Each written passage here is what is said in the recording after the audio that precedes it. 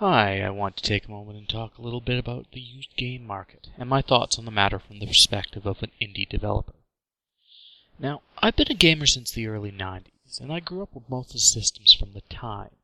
I was mostly a Nintendo kid, though. NES, SNES, Game Boy, 64 for a while, that sort of stuff, etc. I have a vested interest in both the history of games and the future. Now I'm working as a developer of 2 web-based indie games and a programmer for a projected third RPG. It's meant for the PC and indie consoles, and it's a bit different from the other 2, but that's a whole nother video. So when I say I'm living in the industry, it's not an exaggeration. With the recent news of the Xbox One and some of the PS4 flim-flamming, I'm starting to get a little worried about our rights as end users. As a gamer, I've kind of taken for granted that if I don't like a game, I can sell it, I can trade it, I can give it away. It allows me to take more risks when buying games, because even if the game sucks, there are ways I can trade up and get some of my initial investment back, which I've had to do more times in the last year than I'd like to admit. I've always seen buying games as supporting both the game and the company. For instance, I admit I'll jump at the chance of supporting Bethesda Softworks. In all my history with them as a company, they have never let me down.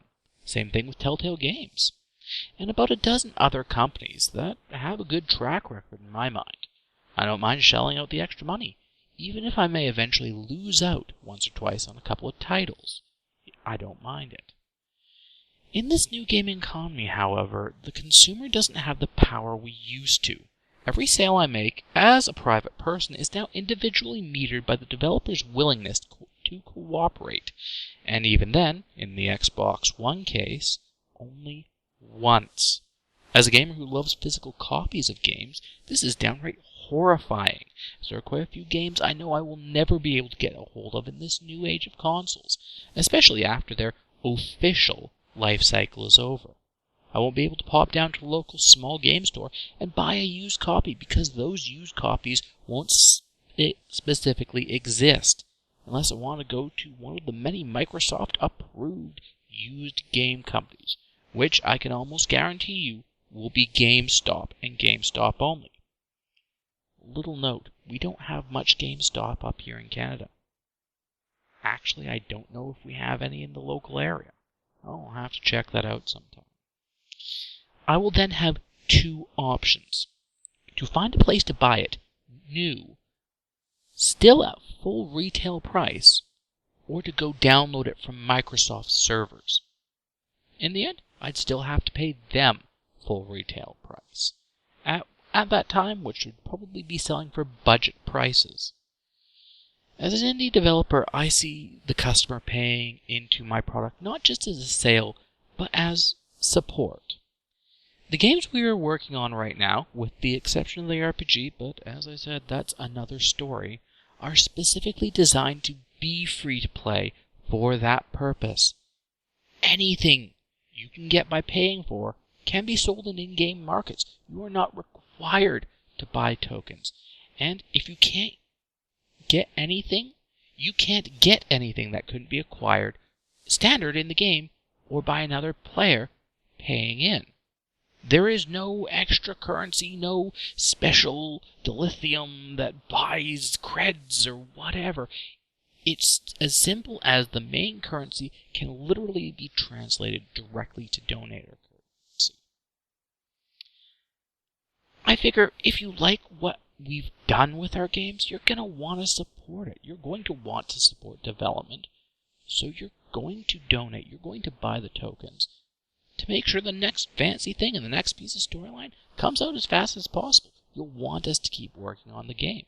And this is our entire basis for both of these games. Will it make us millions? Probably not. Probably, for most of the time, it will keep it barely running. It will get enough so that we have food in our bellies and we can keep on to the next week. But in the end, the end-all be-all is that in the end, we're giving entertainment for free and asking for tips. What the new game order is demanding, well, that's what coined them anyways, is they're basically selling you a ticket to a movie. You go in, you pay your ticket for the movie, and you sit down, and it's a horrible movie. Now, in any theater, and I can guarantee this because I've had to do this, you can get up and walk out in the middle of the film and demand your money back. Now, there are certain restrictions. You can't wait until the last 5 minutes and do it. That's kind of unreasonable. But you can demand your money back. With this new game world, you can't. If it's an awful game, you're stuck with it, sonny. You can't trade it. You can't sell it. The worst part is, that's not where it ends. You still gotta pay for all the DLC and stuff. What? You think the drinks and popcorn would be free? If your game is good, though, and this is the flip side, most gamers will keep it. I'd add it to my library, and I've got a gigantic library, unfortunately. Most of it's in storage, because we've been moving so much in the last year. I'll keep the game if I like it. I don't sell or trade these games, because for one reason or another, I like it. I'm going to come back to that game.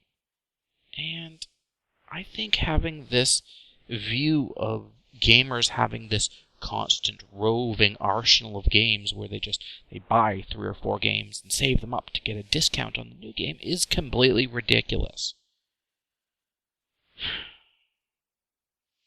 So, TLDR, the moral is, if your game tanks, it is not the consumer's fault. You sold a product that no one liked.